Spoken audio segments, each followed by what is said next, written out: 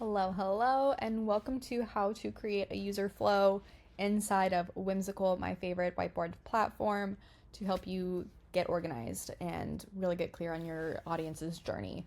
Now, if we haven't met yet, my name is Alex. I'm an online business owner, and I help 6 and 7 figure entrepreneurs streamline their operations so they can manage it from anywhere in the world and not have to be so involved in the day to day. And this strategy I'm teaching you today is my tried and true method for keeping organized in both when it comes to automation, like complex systems, but even also like launch workflows as well. So really getting clear on that user journey that is happening when there's a lot of parts and pieces involved.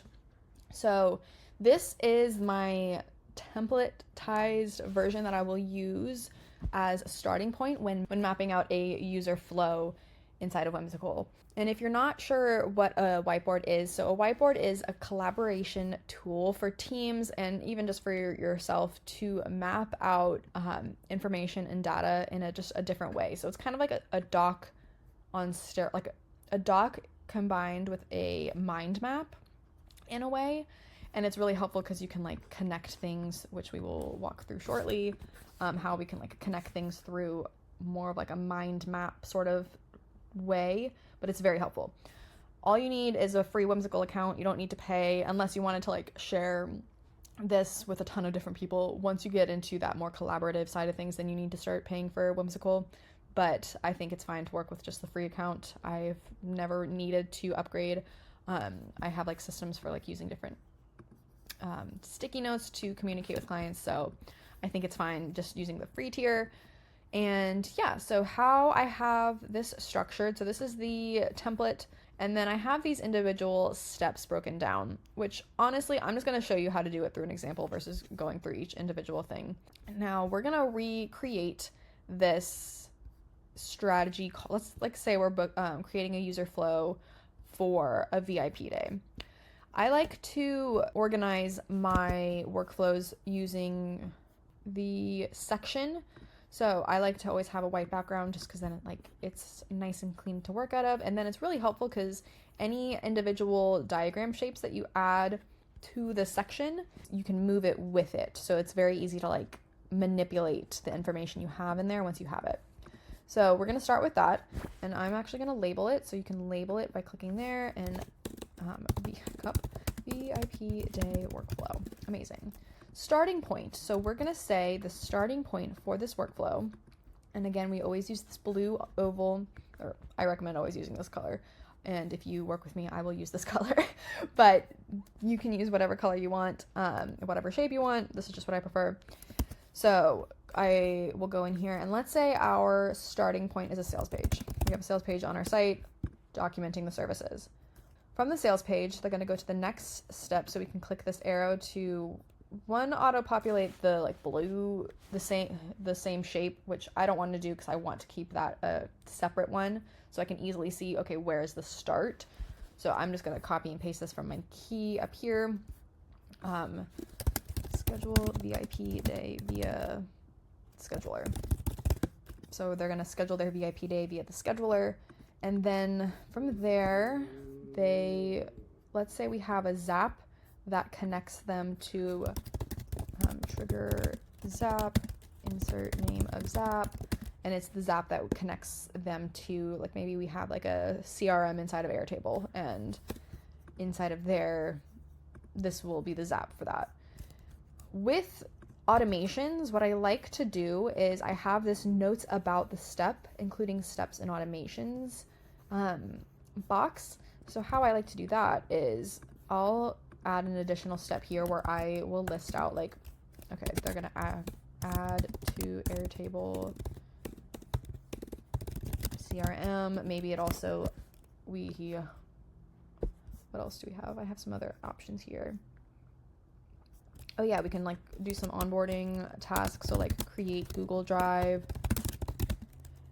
and duplicate VIP day templates. So we don't have to go in and like recreate those assets all the time. And then update, or maybe we have create a ClickUp task to fulfill the VIP day. And inside, we can link the Google Drive links. So we don't have to go and hunt our Google Drive down. We can just automatically add that to our ClickUp account. So we just have to show up and do job via completing tasks in ClickUp, which is amazing. And then let's say we add them to onboarding sequence. So this could be like you connect them to your email marketing platform, and there maybe you have a custom VIP day onboarding sequence where you send them an email or two about what they can expect for the process. And then actually we're going to name it VIP Day Onboarding Zap. We'll just call it VIP Day Onboarding. How do we want to do this? So maybe we do a couple of things. Maybe there's like some client-faced things and some things that you need to do. So maybe how I like to do anything that is client-facing or automated is this gray color. So anything that is a client that is not manually done by you or your team is this gray color, because there should be systems to manage that, like remind them and all of that. So client completes onboarding form, and then actually maybe it's not there where that break happens, but maybe it is, because after that there's a couple of things that will happen.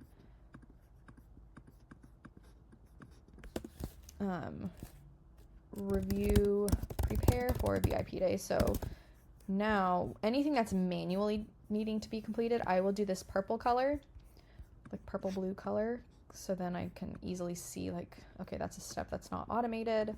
So that's where you as the CEO or whoever's completing the VIP day will manually prepare for that based off of whatever ClickUp task we've made. And then let's say your client or your scheduler will send out a 24-hour reminder and then a 1-hour reminder, so they can get that. And then I'm gonna expand. Okay, that's fun. We're gonna expand out our section, and now is there anything else we need to prepare? I don't think so. So now we're going to host the VIP day here. Okay. We're doing great. Host VIP day. And then we'll connect these two. These are separate because these don't connect to each other, right? So, I mean, technically, I guess it wouldn't matter too much in this specific scenario, but these are two separate workflows that aren't dependent on each other, right? So this was done in this order because all of these steps have to go in this sequential order, but preparing for the VIP day does not affect these two things here. So with experience, as you like start getting used to mapping out all of these workflows and identifying like, okay, what is dependent on the other, that'll get a little easier to understand. But it's important to keep those things in mind, like what is the actual order people are going through to complete this, and does it affect, like, this, doing this will not affect these things at all. But this affects the CEO's ability to complete the preparation for VIP day because they need the onboarding form to prepare for the VIP day. So now they host, and then we maybe we have the host the VIP day via Zoom, and then we have this update client tracker with status offboard. So usually I like to have some sort of CRM situation where we track client deliverables and all of that, or maybe you have just like a ClickUp task that you mark as complete, and that will trigger the offboarding sequence. So for the purpose of this, let's say we just have that status here. We're going to update that status to offboard. Now, copy, paste, get that there. And then next, what we're going to do is we're going to trigger Zap VIP day offboarding. And then maybe in here we're going to get rid of that. That should say onboarding sequence. And then we're going to add them to offboarding sequence. And then depending on the offboarding process, you might need to manually send them an email. If you're using Airtable to track it, or like some kind of database platform, you can set up automations to where it'll automatically send them all the things that you need to send them. But for the purpose of this, we're just going to say that. And then from there, do one more scooch of this, and then we're going to add our endpoint. This is helpful to see, especially if you have a more complex workflow. So if you're building something like this out for like a launch, and you know you have certain like upsells and bonuses and all of that, like you want to make sure you have clearly identified when people can like fall out of your funnel. This is the helpful process to map out for funnels too, not just systems. So, and same with systems too, because it's like you can identify where are people falling out of the system when they should actually continue on, or like how can we wrap up a certain area of the system accordingly. So having these like bookended, like starting and endpoint from a bird's eye view is very helpful, especially once we start building out more complex processes. So that is a very beginner level way to map out a process. A couple of other tips I have for you if you want to be crazy like me and get clear on like the tech platforms that you use during those steps. What I recommend doing, I have like a tech logos folder in my Dropbox account where I just have all of these logos available, and I can just like, and it's really nice too in Whimsical because you can like be really quick. So if you have that folder pulled up, you can hit I, opens up, well, it should open up. Once, I think you have to like pull in something, so you can easily pull in like real quick, like, okay, the onboarding form is in Airtable, so we'll put that there. Maybe we got a Zapier, so you can like really quickly navigate, because you can press, how I have it organized is the name of the platform is in there, so you can just like quickly like jump in there. Okay, so I know I want to get a Zapier, boom, boom, boom, like it's very quick. And that will help you like remember which tech platforms you're using for which piece. And then to be even more insane like me, what I recommend doing is linking to that Zap or to that form or to whatever, like the sales page, whatever, to the scheduler, whatever asset you're using, link to that thing in the section. So like, let's say you had a Zap that you copied, you can highlight this, and then I'll just do this Google Drive for now. I'll do that. And then now we can easily open that up and get access to that. I recommend linking to the internal link, not the client-facing link. So like, for example, a form, you don't want to include the link that you sent to clients.